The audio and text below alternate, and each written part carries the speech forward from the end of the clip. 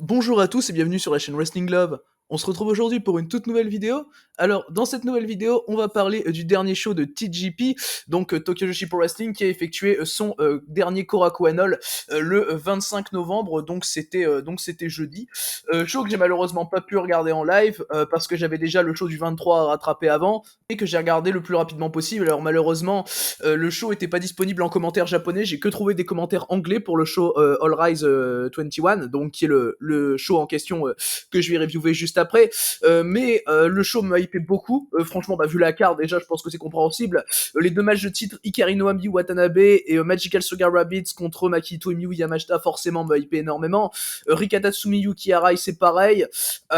Et l'opener, le Nakajima Tenma également m'a hypé bien. Enfin, je veux dire, franchement, on avait une très très belle carte avec un très gros potentiel pour TJP. On est qui plus est sur le premier vrai gros show depuis Wrestle Princess qui est mon show de l'année. Donc bon voilà, non, il y avait vraiment pas mal de hype pour ce show, des matchs vraiment intéressants d'un point de vue storyline. Du coup, on va pouvoir donc commencer la review de ce show TJPW All Rise 21. Du coup, l'opener de ce Korakuen Hall, c'était un tag team match avec Alice Wendo et Suzume qui affrontaient Moka Miyamoto et Marika Kobashi. Le match a duré un peu plus de 10 minutes pour avoir une victoire assez logique de Marika Kobashi et de Moka Miyamoto. Personnellement, déjà, ce match, je lui ai mis la note de 3. C'était un match qui était assez sympathique, j'ai trouvé pas hyper intéressant dans sa longueur, mais franchement assez sympa.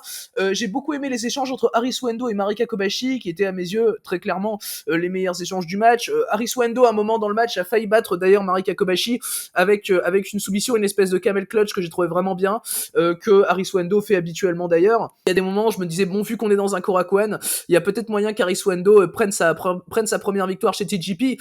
Ça aurait pu être quelque chose d'assez beau. Bon, ça s'est pas passé et ça me dérange pas, outre mesure. Elle a encore le temps, Henry Wendo. D'ailleurs, c'est elle qui va prendre le pin avec Marika Kobashi, qui remporte donc le match pour son équipe assez logiquement.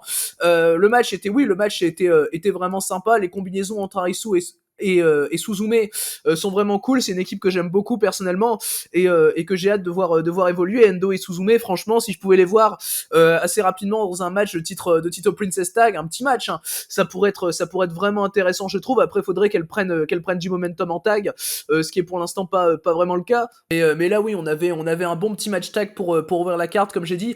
Malheureusement, c'était pas très intéressant tout le long, mais ça restait assez correct. Donc voilà, pour ma part, c'est un bon petit 3 étoiles. Du coup, après ce match donc remporté par Marika Kobashi et Moka Miyamoto, on va pouvoir désormais passer au deuxième match de la carte. Le deuxième match de la carte, c'était un six-woman tag team match avec d'un côté Haruna Neko, Mahiro Kiryu et Naoka Kuta qui affrontaient donc Pom Harajuku, Raku et Yuki Aino. Le match elle a aussi duré un peu plus de 10 minutes, victoire de Neko, Kiryu et Naoka Kuta. Le match personnellement, j'ai trouvé bien sympa. Franchement, c'est un match qui m'a bien plu. Bon, évidemment, on est sur un côté assez character work de TJP. On a Raku, Neko, Pom Harajuku dans le match, donc c'est difficile de faire plus character work. Les échanges d'ailleurs, tout ce qu'il y a entre les trois, franchement, moi je trouve ça assez cool. C'est d'ailleurs Haruna Neko qui va remporter le match pour son équipe. Du coup, comme j'ai dit, en un peu plus de 10 minutes, en faisant le tomber sur Pom Harajuku. D'ailleurs, le dernier échange entre les deux était assez sympa. Pom Harajuku, ces petits kicks là me font assez marrer personnellement. J'ai bien aimé également les échanges Naoka Kuta Yuki Aino qui étaient vraiment très très bien d'un point de vue plus in ring, où Naoka Kuta clairement a montré une très bonne performance. Elle a pu pas mal briller dans ce match. Naoka Kuta d'ailleurs, ça m'a pas mal surpris parce que d'habitude c'est une fille qui, je trouve, ne va pas vraiment bien avec le produit TJP. Mais là récemment elle est en train de changer un petit peu, de personnage, et récemment Naoka Kuta ça va beaucoup mieux. Et franchement, moi j'ai trouvé que là sa performance était vraiment intéressante. Là contre Yuki Aino, les échanges qu'elle a eu, comme j'ai dit, étaient vraiment bien. Il y a pas mal de chops impactants de la part de Kakuta. Bon, il y en a pas des tonnes non plus, mais il y en a quelques-uns qui sont vraiment cool. Kiryu était assez transparente dans le match. C'était pas mauvais, mais c'était assez transparent. Mais oui, franchement, oui, de toute façon, les échanges que j'ai préférés, c'est tout ce qu'il y a autour de Neko, Pom Harajuku, Raku, où il y a des moments qui sont vraiment fun. Et bon, je conçois que ce soit pas vraiment pour tout le monde, mais pour moi, je trouve ça vraiment sympa, c'est bien fait. Et puis, voilà, pour ma part, donc c'est 3,25, c'est bien pour de l'undercard, quoi. J'en attends pas plus. Du coup, voilà donc par rapport à ce match donc remporté par Neko, Kiryu et Naoka Kuta. On va pouvoir désormais passer au troisième match de la carte. Le troisième match de la carte, donc, qui était un Happy Lucky Quiz match, donc qui opposait Hyper Misao à Yuki Kamifuku. Ce match-là a également duré 10 minutes. Alors pour les règles du match, en fait, au début du match, tu as un quiz qui oppose donc Misao à Kamifuku. Et après ce quiz justement, moment que j'ai trouvé assez drôle, il y avait du coup le match plus catch évidemment entre Misao et Kamifuku qui était également assez drôle hein, de toute façon. Du coup ce match personnellement je lui ai mis la note de 3 étoiles.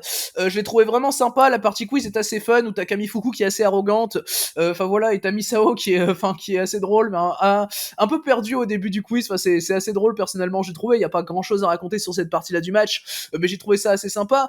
Ensuite la partie catch est également assez fun dans le sens où tu vas voir par exemple le moment qui m'a fait beaucoup rire de ce match, c'est quand il y a un échange entre les deux où à tour de rôle elles se balancent du spray. En fait elles ont un spray chacun et à tour de rôle elles s'en balancent à la gueule et moi j'ai trouvé ça assez marrant.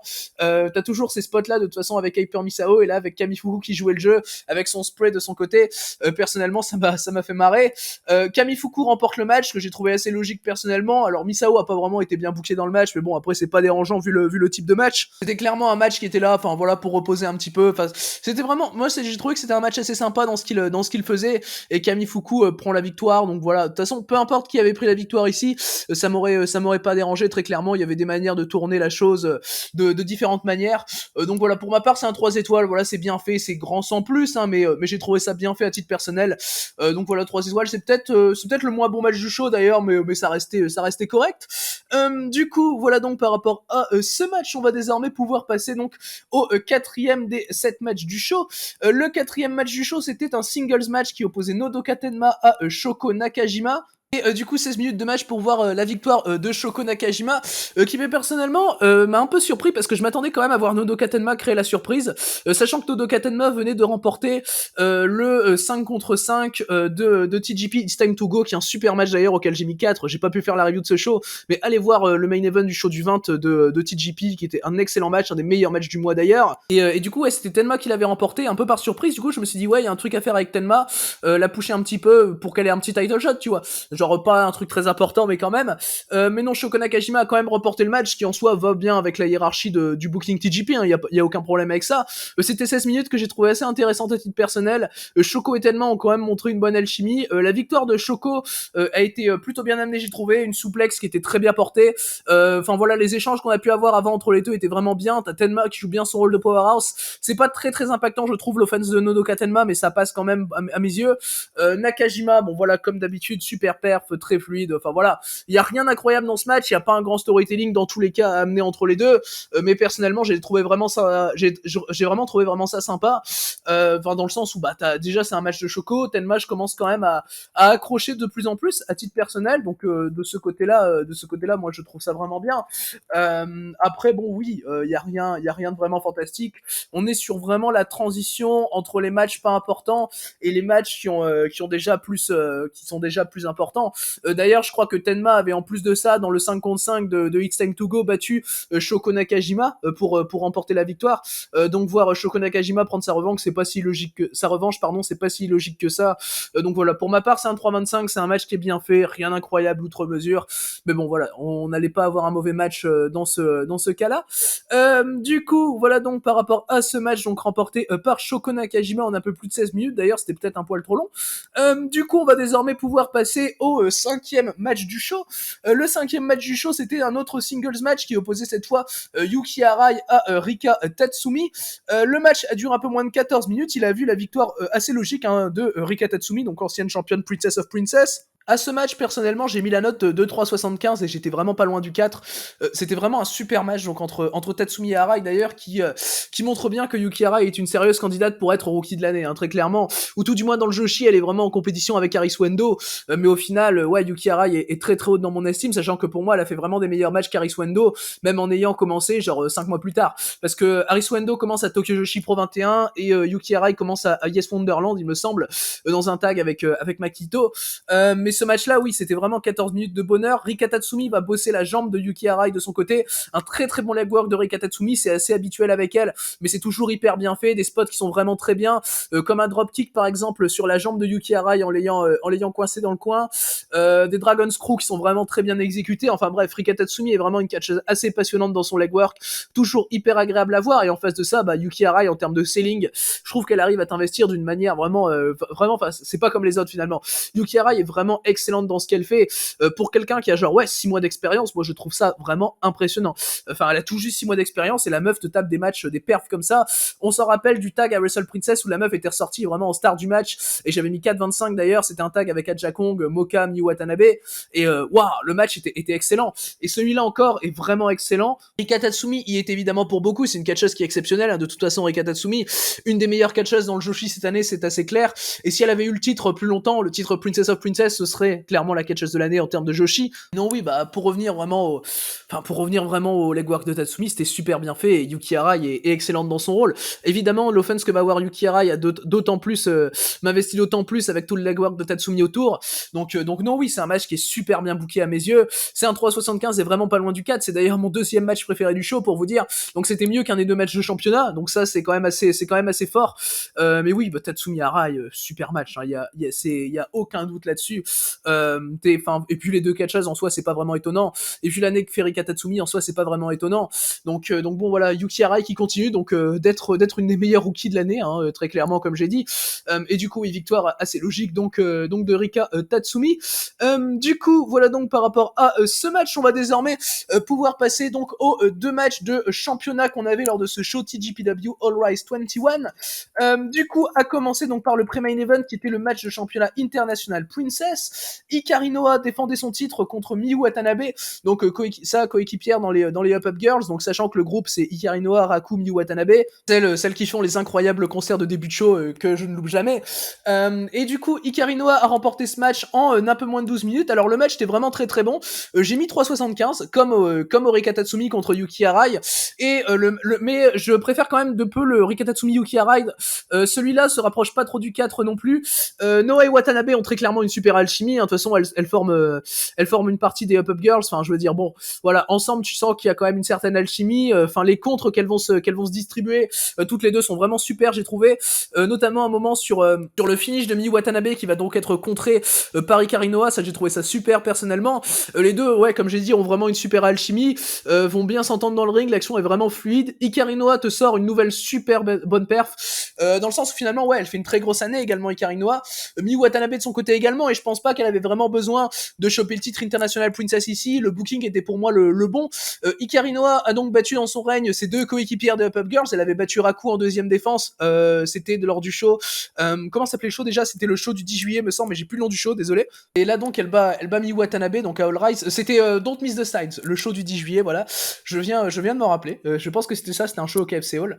Et du coup, non oui, pour revenir au Noa Watanabe, le match est super bien booké quoi. Watanabe, tu penses qu'il y a des moments où elle peut prendre le titre, finalement Noa arrive toujours à revenir. Elle place son finish donc pour la gagne. Personnellement, voilà, j'ai trouvé ça fait un peu rapidement le finish, mais vraiment bien fait dans le sens où Watanabe powerhouse assez dominatrice, Noa doit vraiment la prendre par surprise, donc personnellement ça m'a pas vraiment dérangé. Donc oui, non, franchement match vraiment bien écrit. Pour ma part, c'est un bon 3,75. Comme j'ai dit tout à l'heure, pas aussi bon que le 3,75 de Tatsumi Arai, mais bon voilà, c'est la même note, c'est à peu près le même level, évidemment. Donc oui, très très bon match, donc 2 titres International Princess. D'ailleurs, il y a moyen, même je pense que c'est assez facilement la meilleure défense de titre d'Hikari Noa. J'avais vraiment bien aimé également contre Yuki Aino, j'avais mis 3,75 également, mais je pense que ce match est peut-être légèrement meilleur.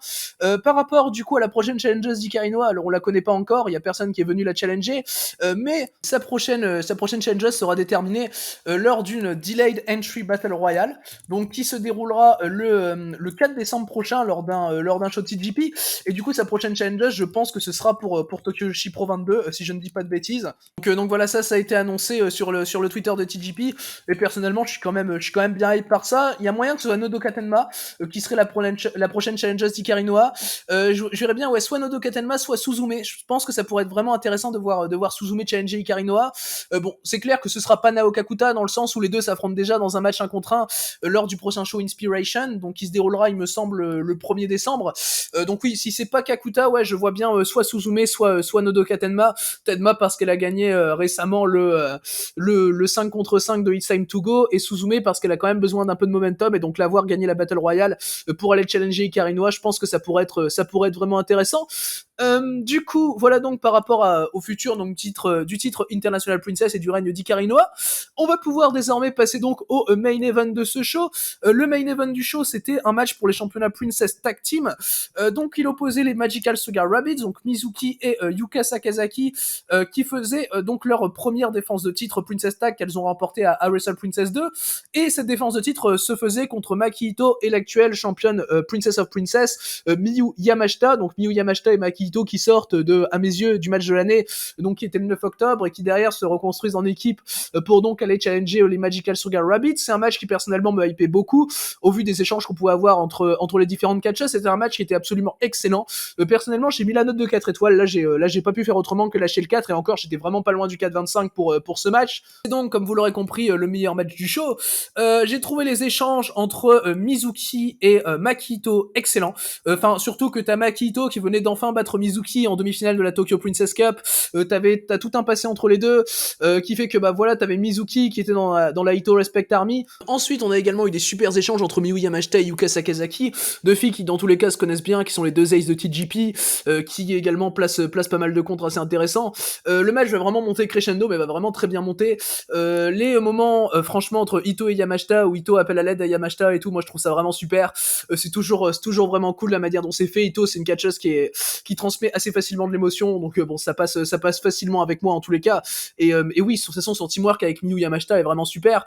Par exemple, j'ai beaucoup aimé, c'était le spot de l'avion par exemple. Il m'a fait un peu marrer. Bon, on était sur le début du match, donc voilà. Moi personnellement, si je l'avais vu, ce spot de l'avion en fin de match, ça m'aurait dérangé, parce que bon, c'était un spot qui était un peu plus pour de la comédie qu'autre chose, mais le spot de début de match entre les deux était, entre les quatre filles, du coup, était vraiment très cool, où t'as Yuka qui prend Mizuki pour faire l'avion, et du coup t'as Yamashita et Makito à chaque fois qui passent en dessous de l'avion. Ça m'a fait un peu rire. Ensuite, évidemment, alors pour parler de l'évolution du match, j'ai trouvé Miyu Yamashita dans ce match vraiment génial, mais vraiment genre dans sa manière de se comporter vraiment tout le match. Miyu Yamashita, qui, je le rappelle d'ailleurs, la meilleure catcheuse Joshi de l'année, assez incontestablement, suivi de près quand même par Makito.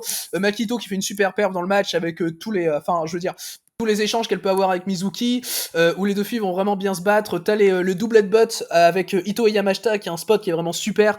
C'est comme ça que je dis, bah, j'adore le teamwork de Ito et Yamashita, dans le sens où, par exemple, t'as des spots comme ça qui sont vraiment très très cool. Le double headbutt en fait partie. Juste après, t'as Ito qui va headbutt Mizuki, pendant que Yuka se prend un énorme coup de genou dans la face de la part de Miyu Yamashita, qui était super. Parce que Miyu Yamashita, évidemment, en termes de strike, ça déçoit jamais. À un moment, elle met un gros high kick à Yuka Sakazaki, qui était sur la 3ème corde, pour passer ensuite sur son avalanche Attitude Judgmento, qui est un spot que j'ai vraiment trouvé très bien personnellement. Alors le finish va très bien se construire entre Mizuki et Miyu Yamashita. Mizuki, elle avait déjà battu Miyu Yamashita lors de la Tokyo Princess Cup, donc c'était en quart de finale, pour donc l'éliminer. Donc là, à titre personnel, j'ai été quand même vachement étonné de voir Mizuki rebattre Miyu Yamashita. Personnellement, je pensais que Mizuki allait prendre plutôt sa revanche sur Makito de la Tokyo Princess Cup, avant justement d'aller défier Miyu Yamashita. Alors c'est ce qui va se passer, puisqu'après le match, Mizuki va défier Miyu Yamashita donc pour Tokyo Joshi Pro 22, donc pour un match de titre Princess of Princess, donc ce qui fait que au passage du coup les Princess Tag ne seront pas défendus à Tokyo Joshi Pro 22, ce qui me déçoit un peu personnellement, mais ce qui est logique au vu de l'histoire donc qu'ils veulent raconter entre Mizuki et Yamashita. Du coup, Mizuki qui pine Yamashita, en soi j'ai trouvé ça plutôt logique. D'ailleurs, Yamashita va vraiment plus se battre qu'à la Tokyo Princess Cup, enfin je veux dire, pour se dégager, tu vois, elle sait qu'elle est probablement finie, mais elle se bat vraiment pour ce kick out, mais finalement elle y arrive pas. Mizuki fait un superbe bridge d'ailleurs pour tenir Yamashita. Donc ça, oui, j'ai trouvé ça vachement bien fait. Puis ouais, non, comme j'ai dit, en termes d'histoire, le match est super bien pertinent, notamment entre Mizuki et Makito, justement, entre Mizuki et Yamashita également. Finalement, celle qui fait la moins bonne perf, c'est probablement Yuka Sakazaki, c'est pour dire, alors que la meuf est super, hein. Yuka Sakazaki fait une super perf quand même, hein. Mais c'est probablement la moins bonne perf du match, dans le sens où c'est celle qui aide le moins à l'histoire du match à mes yeux. Mais dans tous les cas, oui, on a eu le droit à un excellent main event, donc de la part de TJP, comme d'habitude avec les Korakuen. De toute façon, les gros main events comme ça chez TJP, c'est tout le temps 4 minimum. Là, oui, on a eu un 4 proche du 4,25. Bon, c'est assez habituel maintenant chez TJP, ce genre de qualité, mais c'est vrai que c'est assez impressionnant de se dire que ça, c'est assez habituel. Puis quand tu vois l'enchaînement des 3 derniers matchs, je trouve ça assez fou personnellement. Du coup, c'est donc ce match et donc ce challenge de Mizuki pour Miyu Yamashita qui a conclu donc ce show TJPW All Rise 21. Du coup, par rapport au show dans l'ensemble, personnellement, j'ai trouvé que c'était encore un très bon Korakuen de la part de TGP. TGP qui ne se loupe jamais de toute façon sur ses Korakuen. Personnellement, je recommande, bon, tout le show, je peux le recommander, en soi, tout le show se regarde bien. Je peux recommander les 3 derniers matchs vraiment vivement. Les 3 derniers matchs sont excellents. Franchement, c'est assez impressionnant de voir un enchaînement d'une telle qualité. Et non, oui, dans l'ensemble, comme je l'ai dit, oui, vraiment un bon show de la part de TGP, comme assez habituellement. Et non, oui, regardez, je conseille fortement les 3 derniers matchs, surtout le main event. Mais oui, les 3 derniers matchs, foncés. Très grosse qualité donc de la part de TGP. Et du coup, c'est ce qui conclut donc cette vidéo, donc cette review de TGPW All Rise 21. Du coup, merci à vous donc d'avoir écouté cette vidéo. J'espère qu'elle vous aura plu. Et du coup, d'ici les prochaines vidéos, je vous dis à la prochaine.